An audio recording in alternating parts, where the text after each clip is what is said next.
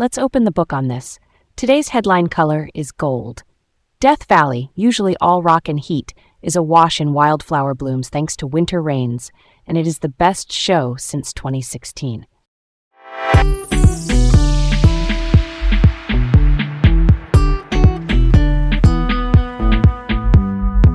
All right, let's set the stage for this one.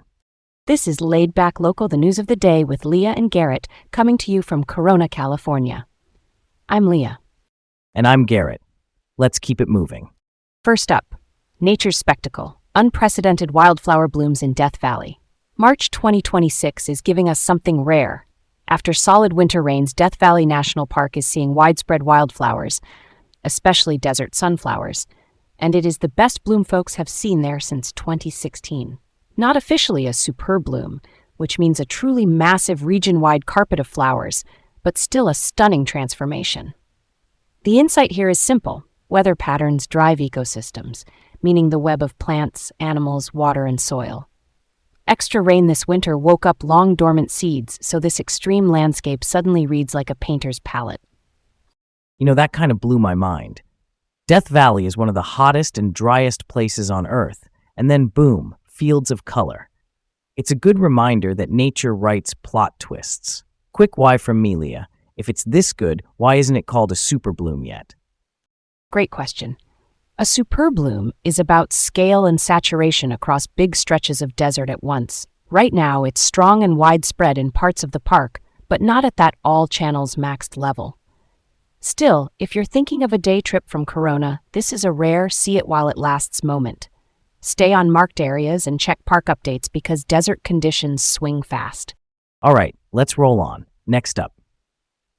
Tragic confrontation. Corona police kill armed man, discover fatally stabbed woman. In March 2026, officers responded to a domestic dispute at the Ashton Apartments on Stony Brook Drive here in Corona.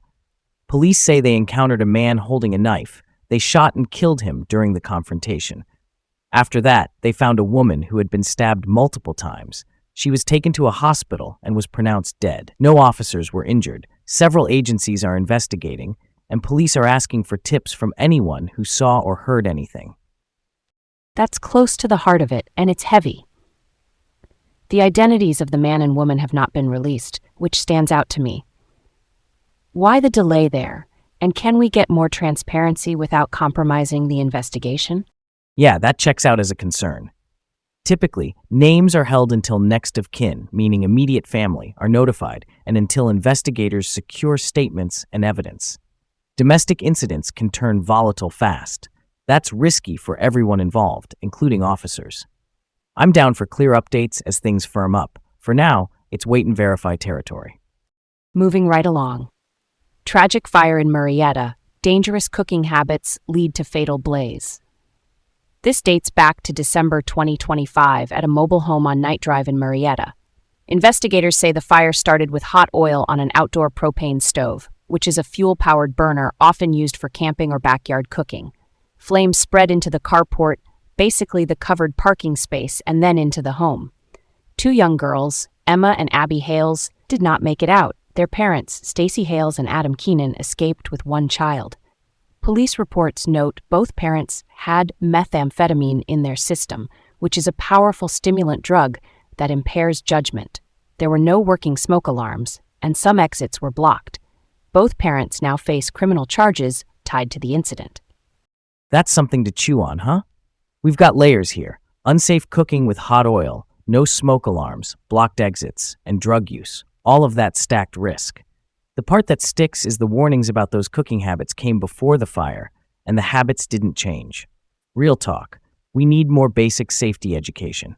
Working alarms, a clear exit path, and not frying with open flame and oil in a tight spot, it's simple stuff that saves lives. Let's switch it up. Cameras on the 91 freeway. New technology targets carpool lane cheaters.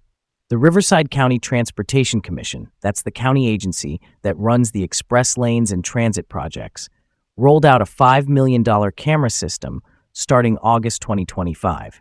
It takes 8 photos per vehicle to verify how many people are in the car when drivers claim carpool status in the express lanes.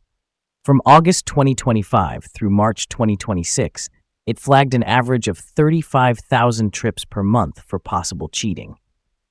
Confirmed violators are charged the full toll plus a $5 fee, and the program added about $1.3 million in toll revenue in its first 5 months.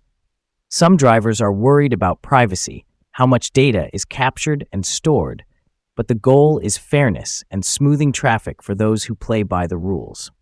Here's where it gets really interesting. I appreciate leveling the playing field. Nobody likes paying more because someone else cut corners. But why 8 photos per car? Is that just to beat glare and tints, so the system can tell how many people are actually inside? That's the idea. Multiple angles, different light conditions, and timing so they can verify occupancy with more confidence. It's part of a broader trend in enforcement by tech or surveillance, which simply means monitoring to make sure rules are followed. Balancing that with privacy is the puzzle to solve. All right, on to the next. Inland Empire developments. Major funding for housing projects and a new fitness center in Temecula. The Southern California Association of Governments, or SCAG, a regional planning group that funds transportation and housing initiatives, awarded $1 million to Neighborhood Housing Services of the Inland Empire, a nonprofit that supports affordable homeownership. The money boosts the Healthy Homes Wellness Fund and offers down payment assistance to about 40 households. At the same time, EOS Fitness, a national gym brand, is opening at the Commons at Temecula Shopping Center, taking over the former Joann Fabrics location. Put together, it's investment in roofs and routines, more stable housing, and more places to move your body. That's pretty cool, right? Housing plus fitness is a strong combo for community well-being. Quick why for folks who are like, what's the deal with down payment assistance? In plain words, that upfront chunk to buy a home is often the tallest hurdle. Help there can turn long-term renters into first-time owners. And a gym filling a vacant big box store keeps a center lively. That's everyday foot traffic and jobs. And that's where we'll leave it for now. From Corona, this was Laid Back Local, the news of the day with Leah and Garrett. Stay safe, stay curious, and we'll be back with more tomorrow. Yeah, that checks out.